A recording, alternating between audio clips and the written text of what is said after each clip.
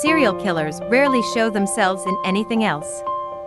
The heinous crimes are usually the main achievement and culmination of their lives.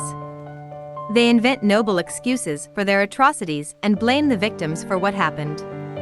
All the more interesting is the story of John Edward Robinson, who did not become a killer right away, and the reason for his massacres of women were not at all the voices in his head. We tell the story of the first internet killer.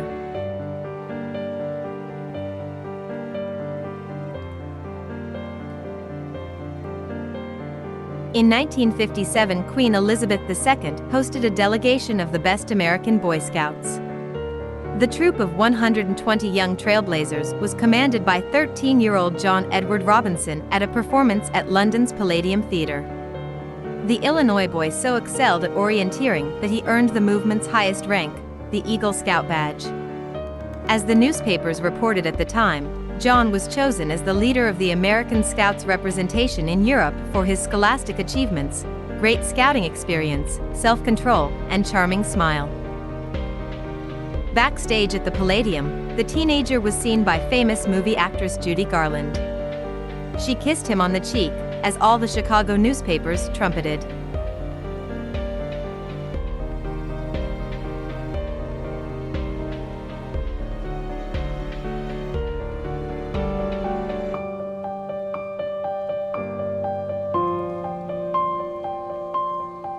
It was Alberta who made John a national star. The family lived modestly, and Henry the Boozer was a constant source of ridicule from the neighbors, so it was up to little John to maintain the Robinsons' reputation. But he was no further along than that.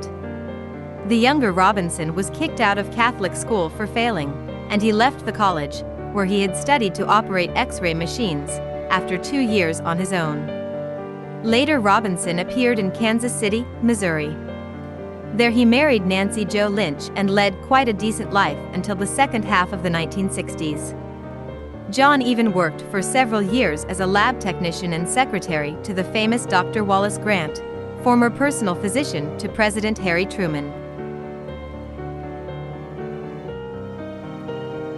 A handsome 40-year-old man named John Edward Robinson personally picked her up to take her to the airport and chatted sweetly with her parents while 19-year-old Paula finished training camp. The man was the head of a large charitable organization, and he was attracted to the girl's resume, a fresh out of high school student athlete. The parents were not the least bit worried. Their daughter had not received some anonymous invitation, all honest and open. And this well-dressed, witty bloke could not be the villain. He radiated benevolence, confidence, and the serenity of a wealthy man.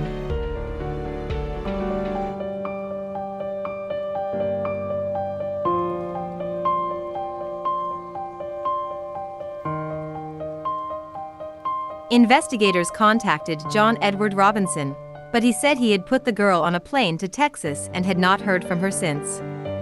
The police found no reason to doubt the letter or Robinson's words and did not pursue the investigation. Paula Godfrey has been missing since September 1, 1984. In January 1985, John Robinson told his brother Don the startling news. Don and his wife had wanted to adopt for a long time, but for some bureaucratic reason they couldn't. At a family party in Chicago, John told them that he knew people in Kansas City who could arrange everything. The story is tragic beyond belief. The baby's father abandoned the young mother and she committed suicide out of despair, and the baby girl is left alone. Don and Helen flew to Kansas City, signed the papers, paid $5,500 in legal fees, and then John took them to his home, where his wife Nancy babysat the tiny orphan.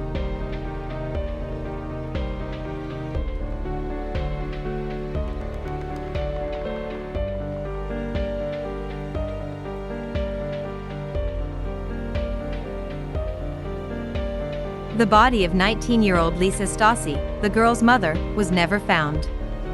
Their relationship was established only in 2000 thanks to DNA examination. In 1987, 27-year-old Catherine Clampett disappeared without a trace.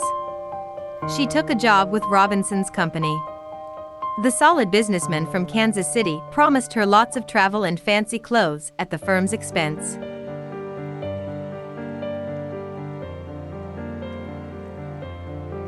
"20 years earlier, in June 1967, Grant had accused his lab technician and secretary of stealing $33,000 with forged checks and manipulating the clinic's deposits. A jury found Robinson guilty, but he got probation. And then began an endless string of crimes of fraud and theft. Until 1987, John took a job at one company or another, and immediately began to build schemes to siphon money out of organizations, or simply dragged everything that wasn't nailed to the floor. He also set up his own firms, which were caught scamming people's deposits and forging checks.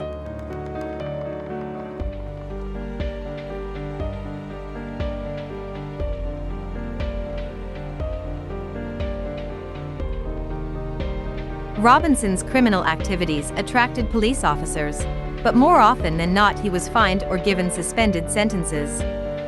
In the mid-1980s, the criminal began to develop an affinity for sadomasochistic sexual pleasures, and he made acquaintances in Kansas City's criminal environment and became a pimp who provided prostitutes to clients with similar proclivities. His neighbors in Kansas City, however, knew John as a prosperous businessman and activist who had opened a Presbyterian church in the neighborhood. His wife and 4 children were loved by all.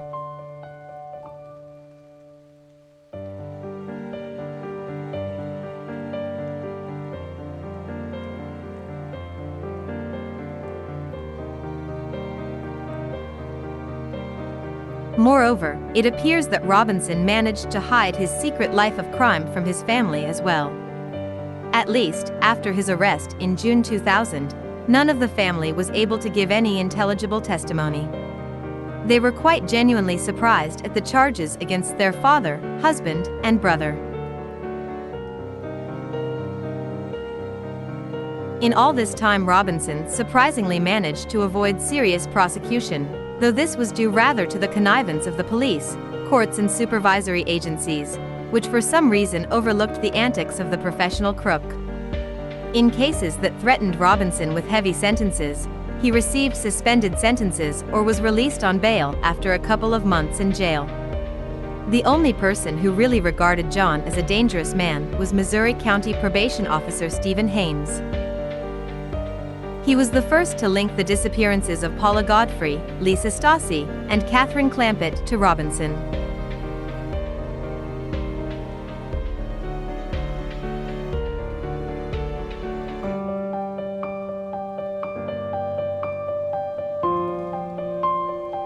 Heinous had several one-on-one conversations with John, trying to get some information out of him or to catch the criminal at odds. But Robinson repeated all the stories about unscrupulous competitors and girls who had cheated him and disappeared. During one meeting, Robinson almost burst into tears in the inspector's office, complaining about his bad luck. The FBI agents helped Heinous for a while, but the maniac was never directly implicated in the murders, and in 1987 he was imprisoned for 7 years for numerous frauds. But prison could not rehabilitate John Robinson. Already in prison, he began to plan new crimes.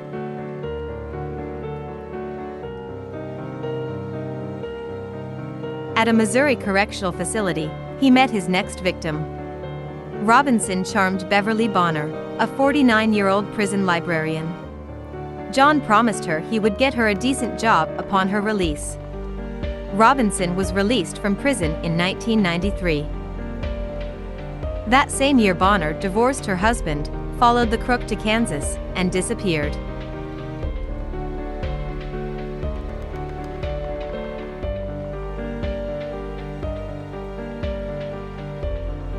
While the rogue killer was in prison, the world outside changed dramatically, chief among them the advent of the internet. Robinson, under the nickname Slave Master, began to roam the web. Most of all, he was interested in BDSM forums. The first victims of the maniac in the digital age were 45-year-old Sheila Faith from California and her 15-year-old daughter Debbie, who was confined to a wheelchair from birth. In 1994, Robinson, who had convinced the girl's mother that he was a big businessman and philanthropist, invited her to move to Kansas City, promising her a solution to all her problems.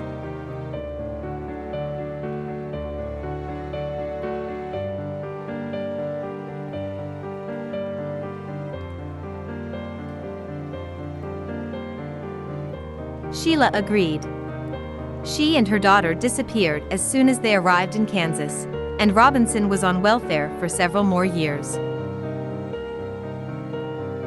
In 1999, Izabela Lewica, a 21-year-old Polish migrant, agreed to become the BDSM slave of a wealthy Kansas City businessman. She signed a bondage contract that gave Robinson power over all aspects of her life, including finances. Moreover, John was supposedly going to marry her, and they even paid for the marriage, though they never showed up for the ceremony. Lewica soon disappeared. Robinson announced to a web designer acquaintance who worked for him that the woman had been deported after being caught in possession of drugs. At the same time, nurse Suzette Troughton arrived in Kansas from the maniac's native Michigan and immediately disappeared. In an internet correspondence, she agreed to become Robinson's sex slave and to accompany him on his travels around the world. Mother Troughton received several letters from her daughter, purporting to be from abroad, though the envelopes were postmarked by the Kansas City Post Office. The letters were printed on a printer, but the signature was indeed Suzette's. When the woman's mother asked Robinson where her daughter had gone, he replied that she had run away from him with her lover, stealing a large sum of money. In 15 years, 8 women have been victims of a maniacal con man and a former top Boy Scout in the United States. At least, that's just the unfortunate ones whose disappearance has been linked to Robinson's identity.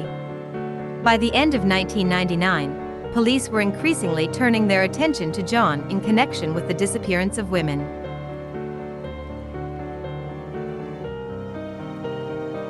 However, he was caught for a completely stupid, but directly related to his BDSM hobbies. 2 women filed charges against John. One accused him of sexual assault and the other of stealing her sex toys. Police showed up at Robinson's farm in Kansas. The theft charge gave the police the right to search the property.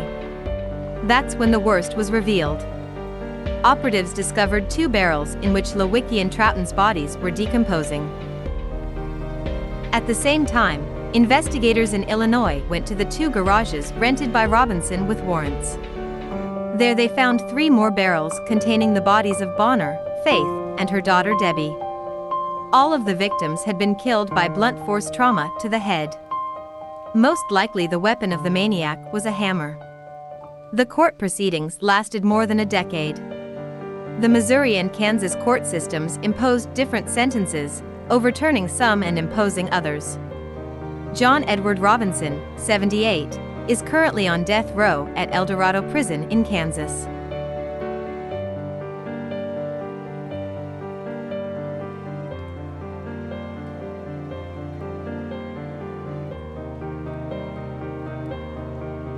The bodies of the maniac's first 3 victims were never found. He refuses to cooperate with the investigation. And not least because the lack of bodies allows him to play with the investigation or give out information in bits and pieces, thereby delaying the investigation. It is difficult to say at what point Robinson changed from a crook to a cold-blooded killer. But it is impossible to consider him only a homicidal maniac, because he used many of his victims to make money. What principle he used to choose the women whom he would take their lives is a mystery. The mercy with which the police and the courts treated Robinson from the beginning raises many questions. Was it just sloppiness, or did the killer have something to interest justice officials? The fact remains that the only people who really tried to put the maniac behind bars in the early days of his murderous career were the humble supervising Inspector Stephen Hames and a couple of FBI agents. Had they been listened to, the lives of 4 women and a teenage girl might have been saved. John Edward Robinson remains one of the most enigmatic serial killers in history. Not only law enforcement agencies do not know his secret, but even his closest relatives, for whom he has always been a loving and close person, albeit a bit of a loose cannon.